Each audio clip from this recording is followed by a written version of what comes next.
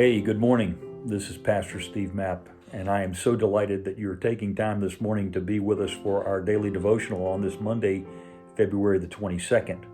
As you may know, we are, during this season of Lent, working through each day our Lenten devotional series, The Mark of Love. And you can find that on our website. And if you'd like for us to email you a copy, we're glad to do that. Just call the office. But we are so delighted that you're joining us this morning.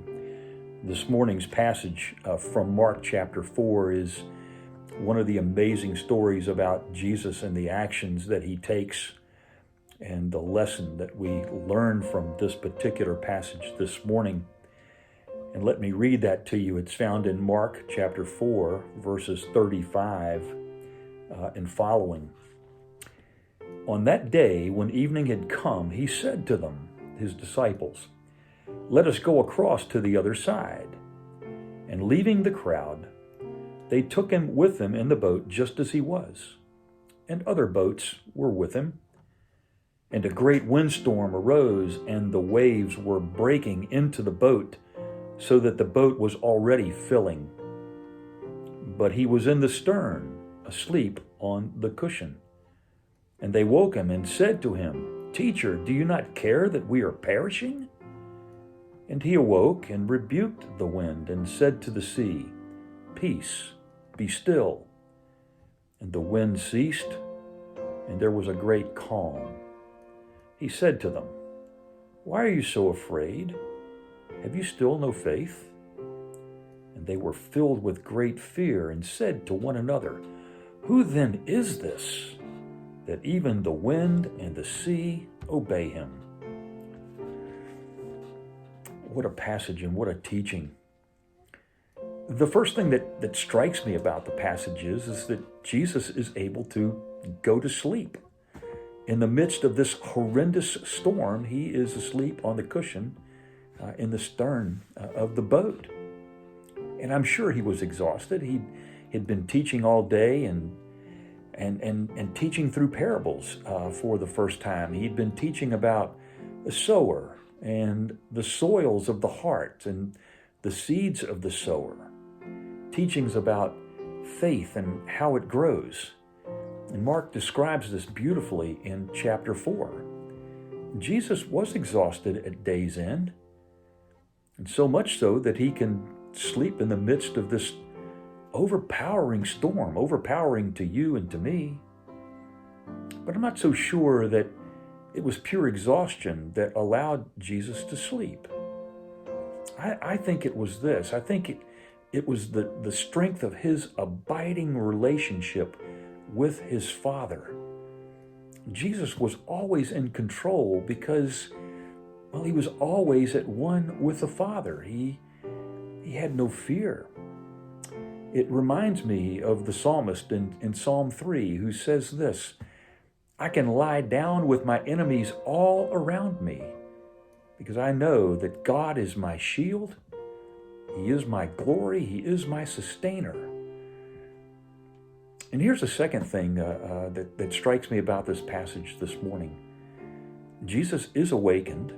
The disciples are terrified, and they say to him, "Don't you care, Jesus? Don't you care that we're about to die?"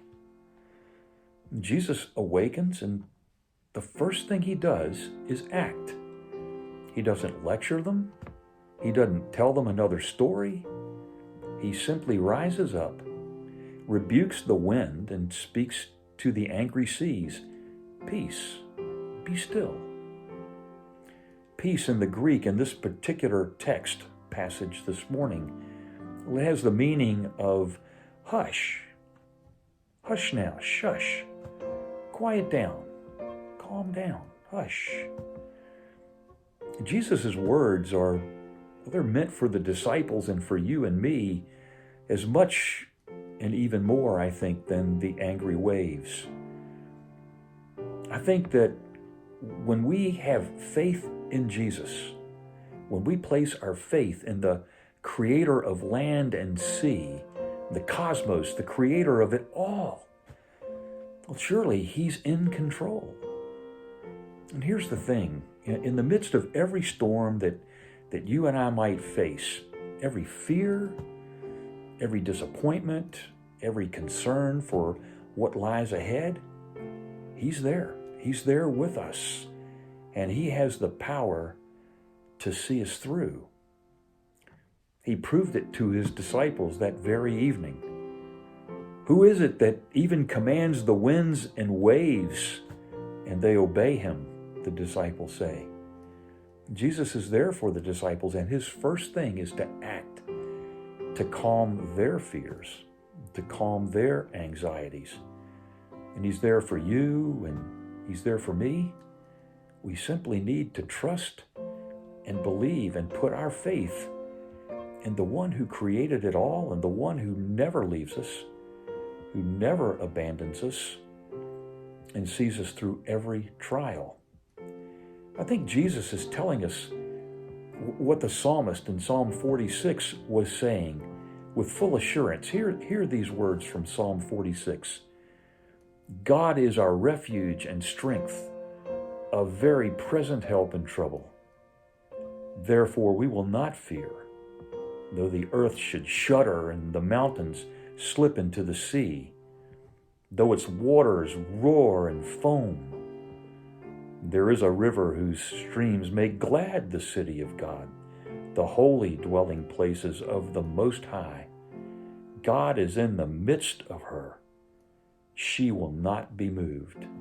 And Jesus was in the midst of that storm. He was in the midst of it with those disciples, and He's in the midst of every storm that you and I may face, and every good time as well. And I think often, if we will simply listen for the quiet voice of the Shepherd King, we can hear Him say to us, "Peace, be still. Hush now, I've got this."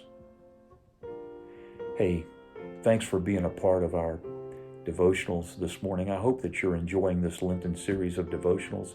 And again, you can find them on our website or simply call the office and we'll email a copy to you. May God bless you today. May He give you His strength. And I look forward to seeing you again real soon. Take care now.